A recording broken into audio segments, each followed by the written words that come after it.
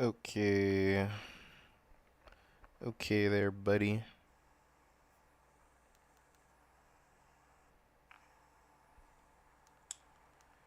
Okay.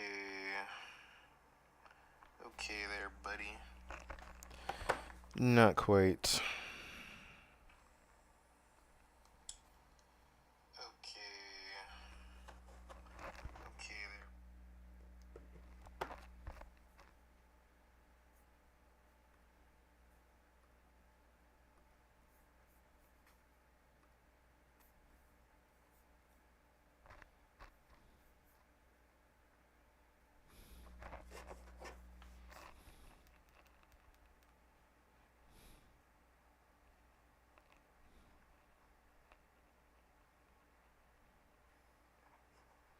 Yo.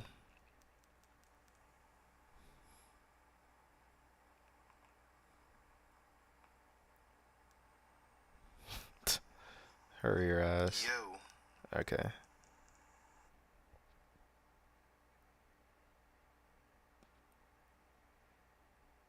And then finally, post on Instagram that we are streaming.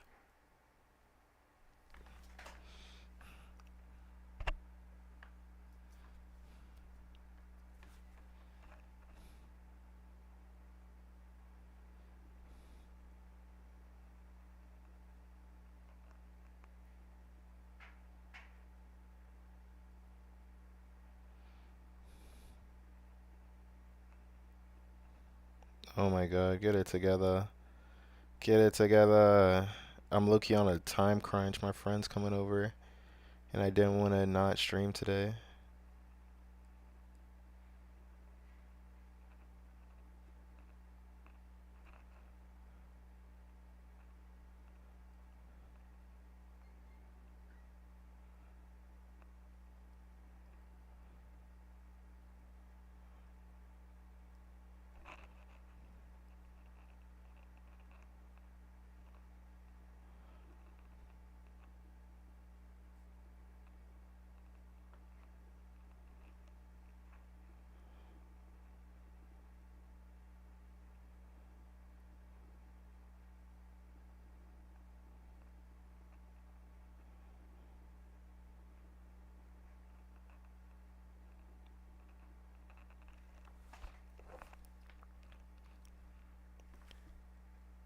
And then finally, just because I'm a drug addict.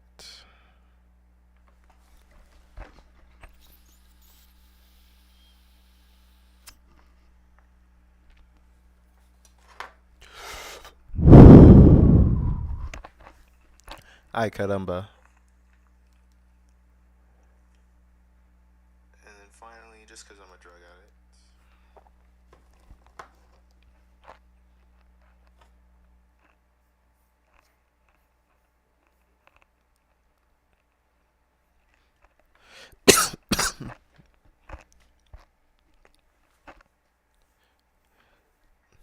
Okay, so I, like a lot of you other fine Americans, woke up on this Monday morning to some absolute craziness of Michael Jordan allegedly putting his fingers where they don't belong on a small white child. Now, I watched the video this morning. It didn't look very good. I posted a video about it. Some time has passed. To my understanding, there's no video, statement released. So we're just going to rewatch this and see what conclusions we can come to. All right, this is at the Daytona 500. So, what is he doing there, right? What is he doing there exactly, right? Because to the untrained eye, it does look like Michael Jordan is squeezing some butt, right? Of a small boy with a Spider-Man T-shirt on, right? Which, if true, would be exactly the craziest thing to ever get caught on a camera ever. Right? Right? But upon rewatching it and then also seeing comments that were left on my video, right? People are saying that the little boy had an ice cube down his shirt and Michael Jordan was trying to tease the boy by making the ice cube fall out, right? Now, his body language is definitely giving like I'm messing with this little boy, right? Like, and like the way that he's pinching the shirt, it kind of looks like maybe there's like an ice cube involved in this. Like that would explain why like the shirt is so wet. But like just the positioning is just like just this frozen image is just not a great look for the greatest basketball player of all time, right? Like what was he thinking doing this?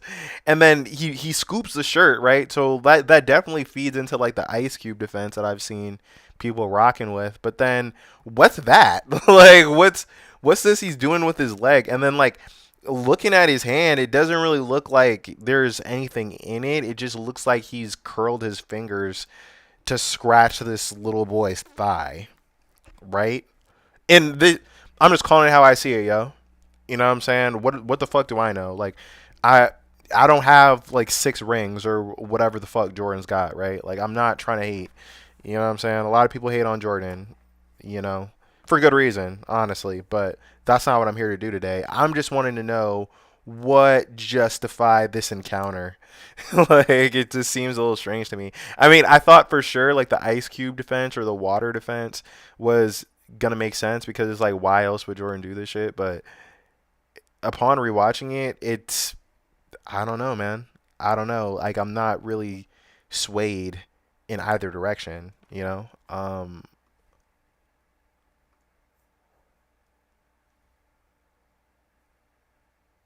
Let's see. Is there anybody reputable? Is there anybody reputable in here? I don't want a sensationalist take on this, bro. I just want okay, like we got an update.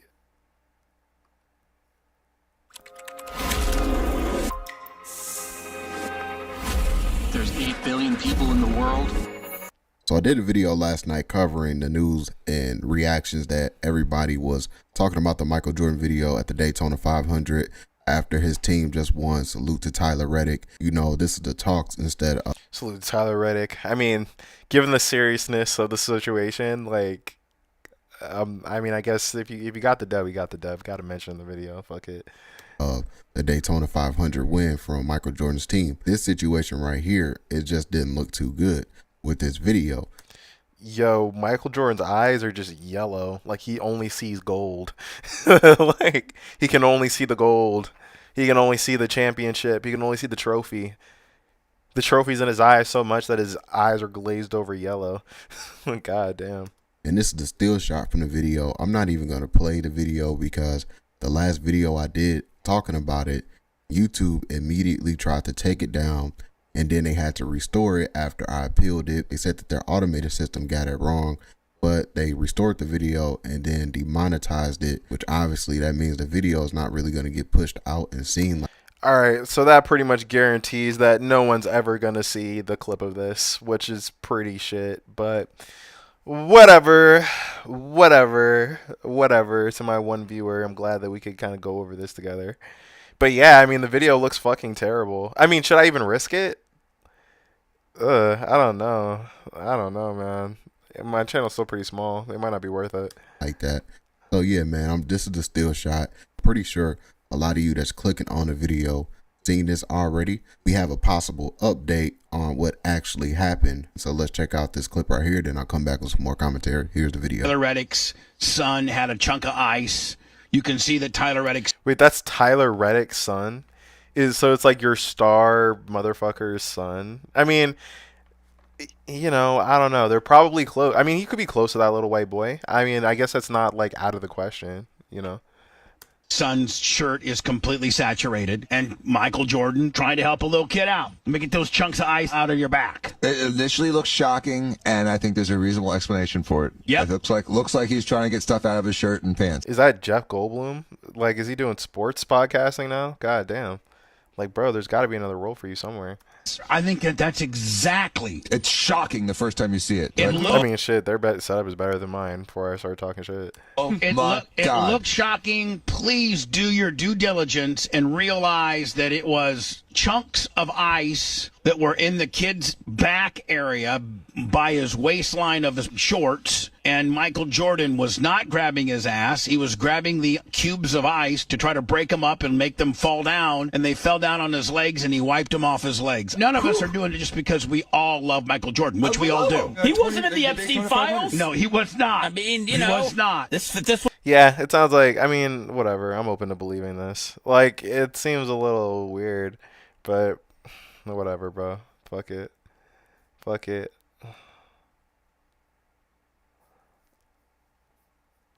Alright.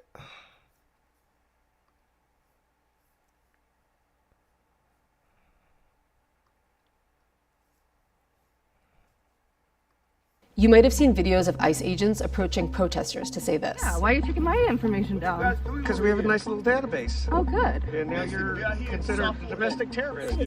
I mean, I know we're so far past this point, but like, if this random white lady that's just like following your truck around and like filming with her phone counts as a domestic terrorist, then that label has lost all meaning completely, right? Right? Like 9/11 was domestic terrorism, you know? Like fucking the Oklahoma City bombing. Like that was like an act of domestic terrorism. Like you knew the terrorists, right? Like them stopping you from arresting a guy in the grand scheme of American security, not very meaningful, right? But Trump is basically trying to hype up the notion that like the fact that Pablo and Jose are in your neighborhood, that they're like a secret sleeper cell of like crime and disarray. But in reality, it's ICE. Like he's created that force that he's warning everybody about. So funny. It's hilarious. ID then, please? I don't need If not, we're going to put you in the vehicle and we're going to ID you. In the last couple months, we've gotten more and more tips from government officials. We're gonna put you in the vehicle and we're gonna ID you. What if I'm like, hell no? Like, what the hell? You're an ICE agent. Like, I'm an American citizen. You know what I mean? It's like, we're the Fourth Amendment, right? Like, the Fourth Amendment, you can't just throw me in the van. Like, I don't fit any description. And people working at tech companies raising the alarm bells. I mean, brown. Yeah, let's be real. The way that technology But anybody could, anyone can immigrate here, like, obviously. is being used by the Trump administration to achieve their immigration goals. Our reporting led us to uncover that the US government is flooding tech companies, including Meta, Google, and Reddit, with hundreds of subpoenas of the data of US citizens who have posted content that is critical of ICE. Okay, like these are like the main places where you criticize ICE. I've already come to grips with the fact that the government's probably reading my shit, right? Like I just keep my nose clean and try to follow most of the laws, right? Because there's no way that they're not looking into like people like me actively creating content, getting hundreds of thousands of millions of views criticizing ICE. Right now, luckily, I'm still a bottom feeder. Like I'm still pretty low to the ground, but we are seeing some bigger creators get their shit fucked with. Like Aaron Parnas has complained. There's a British creator. And mind you, like I'm a TikToker. Like that's my full-time source of income. So that's mainly where I'm oriented around. And that wasn't mentioned, ironically. But I talk a lot of shit on Reddit too. I mean, Palantir can literally. The new technologies that they have now are deliberately designed to tie you on every platform to a single searchable database. Like that's the end game for them. And I doubt that technology doesn't already exist, to be honest, and it being turned over to ICE is just the next logical step, in my opinion. In the past, these types of subpoenas have been used for things like terrorism and child trafficking. They're seen as a type of emergency measure. Using them at this scale to uncover accounts that are largely political is unprecedented. Get a real job! A lot of Get a real job.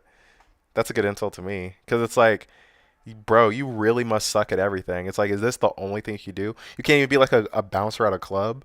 Like you rather like rip fucking children away from their mothers and then send them on a plane to fucking Haiti or wherever the fuck they're sending these people now.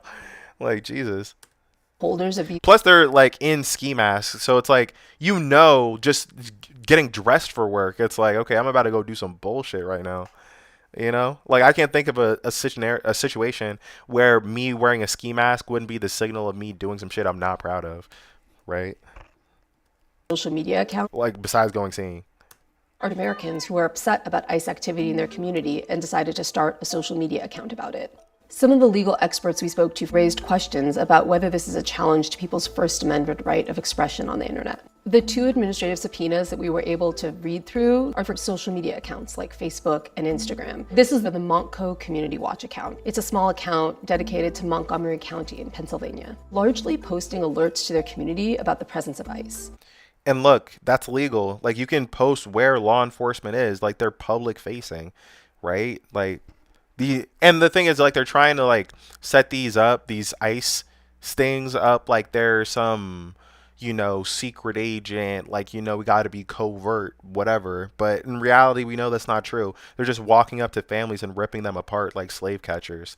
You know, so they're saying like, oh, by posting an activity tip line for when our fucking mass goons come up to, you know, your neighbors' houses, where in reality you're blowing, you know, months of covert police work. But they're not even doing that. They're just roaming on the street and saying like, hey, where are you born? What the fuck? The Department of Homeland Security has asked for people's address, their email address, their phone number, their IP information. Damn, their IP information, that's literally like, where the fuck are you posting from? Damn, I need to get a VPN bad, yo. Address, email address, phone number. I mean, anything, bro. The internet's forever. Like, you know, I'm young, like I was born in 1999, right? So I'm old enough / young enough to know when my parents would say, don't post anything on the internet because that shit is forever. And people kind of convince themselves of the opposite, but it's true. Like anything you post online, anything you search online is findable. And if the right person wants it, they can take it.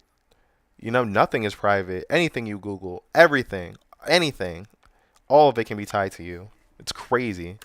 Identifying information, the companies say they try to alert people if their data has been requested by the government. The alerts that they until they don't, you know what I mean? Until, you know, Trump puts the fucking grips on them and they say, hey, if you give them a warning that we're looking through their shit, then we're going to make sure that your merger doesn't go through. Then I bet you they won't do that. You feel me? And then when all this is said and done, they're going to be like, we had no other choice. Man, like these companies are amoral. They don't give a fuck. will often say that people have 10 to 14 days to challenge the administrative subpoena in court. Those alerts aren't being handed out consistently or always reaching people in time. In some of the interviews we did, we discovered that people had those alerts sent to their spam folders. In this particular case, a lawyer from the ACLU filed a motion to stop the subpoena in court. Before a judge could issue a ruling, the Department of Homeland Security withdrew that subpoena. The tech companies we reached out to, including Meta, Google, and Reddit, all declined to comment. Yo, remember when Google's like mission statement was like "Don't be evil" or some shit? Well, like now it's like, oh, you know, turning over your information to the shadow state is fine, like, because we need it for our AI model or whatever. And Reddit's my favorite social media, right? Because there's no getting famous on Reddit. Like if you have something worthwhile to say, you say it, and you get no glory for it. Like. It's just a platform to discuss and just like be yourself. Meta is obviously like, you know, like the 1984 style harbinger of our doom and shit. Instagram isn't even fun anymore. You know, I just post on there now just because I know people are on there. I prefer TikTok, but that's owned by the government now pretty much. There's really no utopian future for technology. Like it's only going to get worse. You know, the more powerful we get with technology, the more useful it's gonna be to fucking taking our freedoms away, honestly.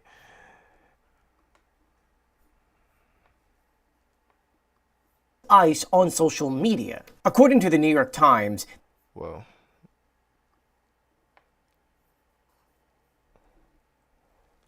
This is important if you are an American who has criticized ICE on social media.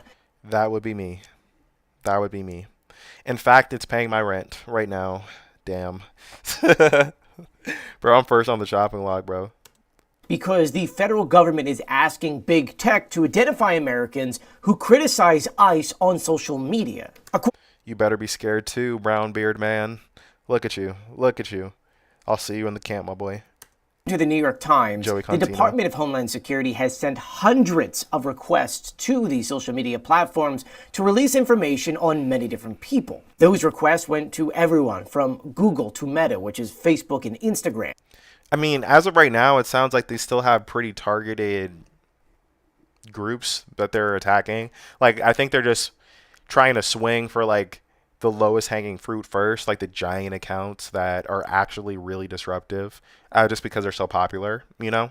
So they'll probably just start with that, and then pretty soon, like maybe like a year in, if this goes unchecked, then eventually they'll be like, okay, well now anybody that fucking talks shit about us, like you need to write into your policy that you're gonna TOS them or you're gonna just quietly give over the information. Like I can easily see it going in that direction also. And on other platforms such as Reddit and Discord. Discord's important to know because starting in March, you need to actually upload a copy of your ID. That's so fucked. That's fucked. I hate that. I don't want to turn in my ID. I don't want everything that I search on the internet to be tied to my name. You know what I mean? And it's not just gooner shit, right? Because like the gooner shit is fine. Like I really don't care if the world knows what porn I watch. To be real, it's pretty normal. Just putting that out there. But it's like, it's more just like my individual thoughts. It's like if I have like a disruptive thought about the government and I Google, you know, or I just Google certain ideas that fall out of favor, right? Like maybe like atheism, veganism, like, you know, just various philosophies that I personally have that I want to explore ideas about. Or maybe philosophies that I don't even have like an affinity to. Like maybe I want to like read some, maybe I want to read Mein Kampf just so I have a better understanding of World War II or some shit, right? And I don't want that being tied to me. Like, you feel me? Like, and we already live in a surveillance state. It already can be tied to you, but at least before, like, you need to commit some crime, or like they need to have like really solid evidence that you were in the process of committing some crime. But now it's just like you just need to criticize the government or just criticize the Gestapo. Like, it's like, what the fuck? What the hell? It's ridiculous. See quote unquote restricted content in which, yes, looking at violent videos is under that. In the subpoenas that DHS has sent to these companies, they're looking for names, emails, phone numbers, and data location for anyone who is unnamed on social media. AKA, these companies are being asked to unmask who these users are, even though they don't want to be known on social media. God damn. That sucks. So that also means that it's like people like me that are just, I mean, and look, I know the government's not out to get me yet, but like people that put their faces out there when they're criticizing the government are just so much more on the chopping block because it's way easier to identify us that way. And damn, like these facial recognizers are just getting too good. I mean, your phone can recognize you. There's a million people that look like me, but the phone will only open for me. You think they can't use that to fucking find out where I sleep at? You know, to come rock my shit? Of course they could. Of course they could, bro. One of the key issues here is that these are administrative subpoenas, not warrants, which means that a judge does not need to sign off on them before they're being issued to these companies. And while some companies have complied and given this information, other companies are giving warnings to their users saying, hey, you need to do this, this, and this about this subpoena. DHS argues that they need this information because they need to be able to protect their ICE agents in the field, and some of these accounts are putting information out there. But where do you sit in all of this? Let me know in the comment section. I mean, I think it's kind of bullshit. Like, oh, the ICE agents are in danger. First of all, they're the ones bringing the danger. So, like, I personally don't have, like, any moral qualms with them feeling in danger themselves, honestly. So, that's just how I feel. But, like, on a more practical level, it's like no one's even targeting these people. They think they're dangerous. People are scared of them, you know? Like, the ICE agents lie about being ICE agents because they don't want to be excommunicated socially. They still want to get pussy. Like, you know? Like, no one fucks with ICE agents. Except for psychos, you know?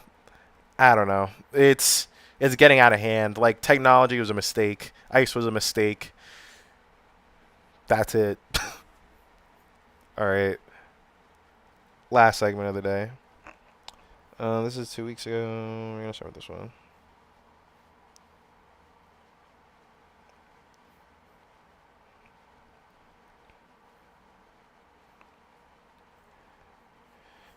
I'm not gonna lie, it's a little bit of a slow news week, but this story about this old lady that killed a family of four is really exposing how people feel about old people, how people feel about people with pensions, and how old people.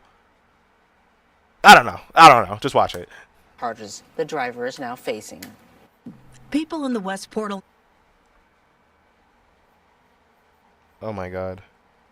San Francisco police have arrested a woman for vehicular manslaughter for a crash that killed 3 people, including a young child. It all happened Saturday afternoon while the victims were waiting at a bus stop near the West Portal Muni Station. KTVU's Ali Rasmus reports on the latest developments in that story. Yeah, that's pretty insane. Like, the fact that they were literally waiting at a bus stop when they got hit, like, that's kind of ridiculous, right? Because auto accidents happen all the time, but it's like, what else were they supposed to do? Plus, they were in a bus stop in a suburban area, so it's like the last thing they were looking for was trouble. Including the criminal charges the driver is now facing. People in the West Portal neighborhood of San Francisco left behind flowers, candles, and stuffed animals at the site of this horror. Damn, I've always had mixed feelings about people leaving memorials at places where people died. Because it's like, if you died in some tragic accident, would you want, like, your memorial to be where you fucking went into the light? I don't know. You know what I mean? If anything, I would, like, haunt that place in a bad way, not in a good way. You know? If anything, put my memorial at a place I really like a comic book store or some shit, you know? That being said, like, the morbid curiosity of me likes seeing them, because then my imagination runs wild. It's like, damn, I wonder what happened. Sometimes I'll, like, Google it, like, you know? I don't know. That's just the way my mind works, personally. Crash. You can't help but notice the stroller and 3 pairs of shoes at the site. Damn, 3 pairs of shoes. Damn, it's a powerful image. Like, the Holocaust Museum has another similar exhibit with just, like, shoes. You know, a little family gone in an instant. Represent the 3 people who died. Saturday afternoon, an SUV driving eastbound towards the West Portal Muni Station crossed over into the westbound lanes before striking the side of the library and skidding directly into a bus shelter where a family was waiting. I was just right around the corner when it happened. Heard a horn go, and then an almighty crash. I mean, everybody in the neighborhood was out because it was so loud. Damn. I bet that crash is, like, the sound of that crash is going to be ingrained in all of their brains. It's like a collective trauma moment, because what a horrible thing to witness, you know? And that noise is probably hellish. You know, crashing into a bus with your full weight of your car, like the caterwauling of 3 different people. This is crazy. Brutal. Just brutal. According to the safety advocacy group Walk SF, a father and toddler were killed when the SUV struck them. A mother and baby were seriously injured. Over the weekend, we learned the mother died from her injuries at the hospital. The baby is still in critical condition. The driver of the SUV was hospitalized. This morning, San Francisco police announced they arrested the driver, identified as... Isn't it so ironic that whenever you have these cases where, like, a driver goes kamikaze and kills a bunch of people, the driver always survives?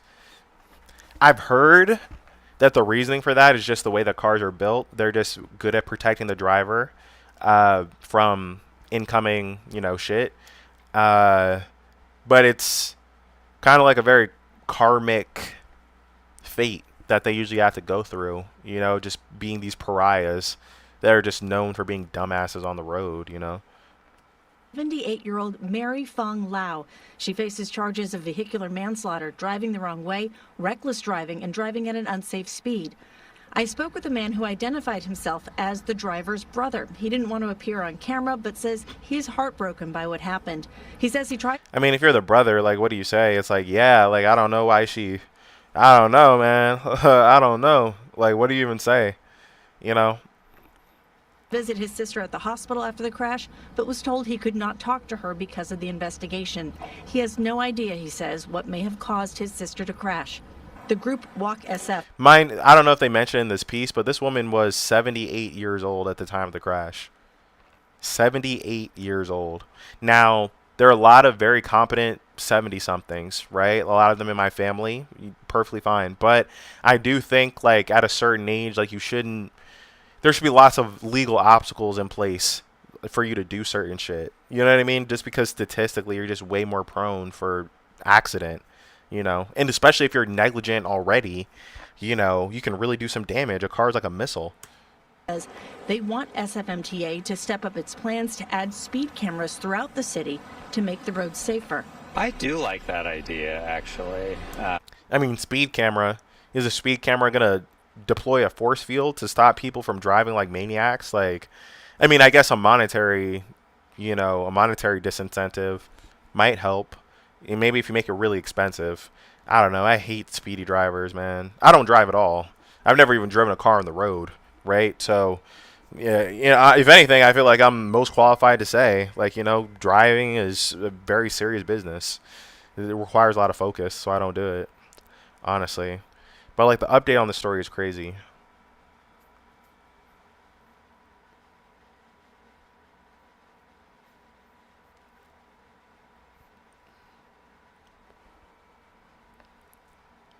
New details in the case of a family of 4 that was killed in San Francisco's West Portal neighborhood in 2024. The driver who crashed into them is pleading for a lesser charge.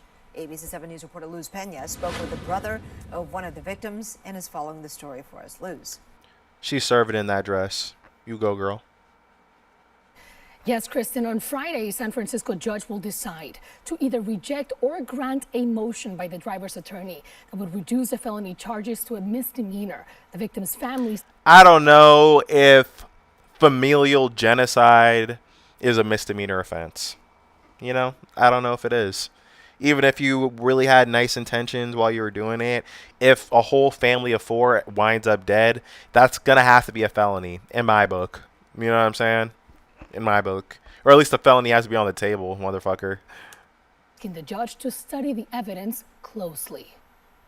Almost 2 years after his sister Mathilde, her husband Diego, and their 2 young children were killed. Damn, it's so tragic when children die. You know, they never even knew what life had to offer. It sucks. Makes me emotional. Waiting for their bus to head to the San Francisco Zoo, Luis Ramos Pinto spoke to us about the pain they've endured. It wasn't just my sister and her family that died. Part of us all died. You know, you become an altered person. Yeah, you become an altered person. I mean, because, like, losing her sister, that's one thing. But then losing, like, the children, that's, like, the hope for the future. And the husband, too, it's like they all went out together. You know, it's almost like they were wiped from existence together. It looked like there's no survivor. You know, they all began and ended together. Man. There's, you know, I don't know. They're going to mean a lot to the people they mean a lot to. There's a tragic beauty to it, I feel like, leaving the planet with your mom and your dad.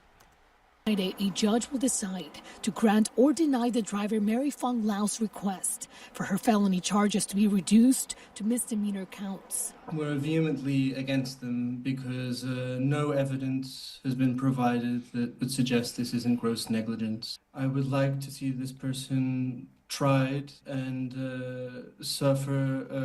be held accountable and responsible for her actions.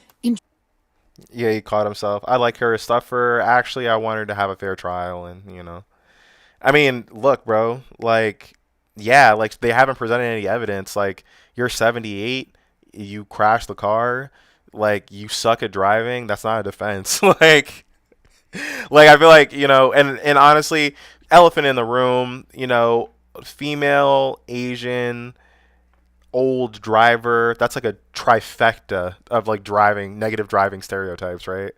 Trifecta, right? And I'm not saying that any of those are true, but it's not like, you know, it's not like she said she had a heart attack or something. It's just like you just suck at driving and look what you did. Like you're just driving way too fast. You're not supposed to do that for a reason. July of 2024, San Francisco District Attorney Brooke Jenkins charged Mary Lau with 4 counts of felony vehicular manslaughter. She pleaded not guilty ahead of Friday's hearing. The DA's office confirmed prosecutors have filed a motion opposing that request. Just misdemeanor charges that would look to us and appear to, I think, most people who would be looking at this as a basic slap on the wrist for having. Man, like people would get really pissed off at old people. You know what I'm saying? Like people would get really pissed off at old people because that's like if you're a driver, that's basically knowing that in the state of And in the city of San Francisco, if an old person fucking wiles out and fucking mows you down, like, you're not even gonna get no justice. Like, this is cut and dry. Imagine if you're in a car, like, they're gonna be like, oh well, like, bro, they were sitting at the bus stop and they got mowed down by this lady. What the hell? Like, she's gotta face some serious charges. If the jury lets her off, then that's another thing. But come on. In 4 lives. Attorney Jim Quadra represents the victim's family in civil court. They accuse Lau of secretly transferring assets to protect them from their wrongful death lawsuit. They have it. And look, that this is the part that really makes people not like her. It's like she's moving assets out of her name so that she can protect her money in case she gets sued. Because it's like, bro, any suing of this lady is gonna be a slam fucking dunk. Like, why are you driving so fast? Case and closed, bitch. Like, what the fuck? But, like, if I'm being more empathetic, I would say if she's 80 years old, she probably has kids, she probably has grandkids. She wants to keep the inheritance, the nest egg that she built for her children. She doesn't want them to lose it because she killed the family, right? Which is understandable. It's still kind of fucked up. And also, too, I don't know that for a fact. I'm just using my assumption. Maybe she wants that money for herself. Who knows? I don't think that information is really public right now. Admitted to transferring the properties and have how returned some of them. He said the civil case is on pause as they wait for the criminal case. Quadra is urging the judge to remember Lau was driving over 70 miles an hour in the residential area where she crashed. She has given no explanation. So she was going like highway speeds on like a residential road in the middle of the day. Like, they're on their way to the zoo, not the club. Like, you feel me? It's like there's no reason to be drag racing at that time of day, lady. I mean, I'm sure her lawyer is gonna, because I'm sure she has some kind of medical issue. Like, it's hard to get to 80 years old without any kind of medical issue. I'm sure they're just gonna ring off like, oh, her sciatica was fucking up. You know what I'm saying? Like, or whatever. I don't know, man. I don't know. Why she was driving at that rate of speed, and she didn't make any efforts to veer or stop. We contacted Mary Lau's attorney multiple times today and were told he was unavailable for interviews or to provide a statement. The victim. The lawyer's not even trying.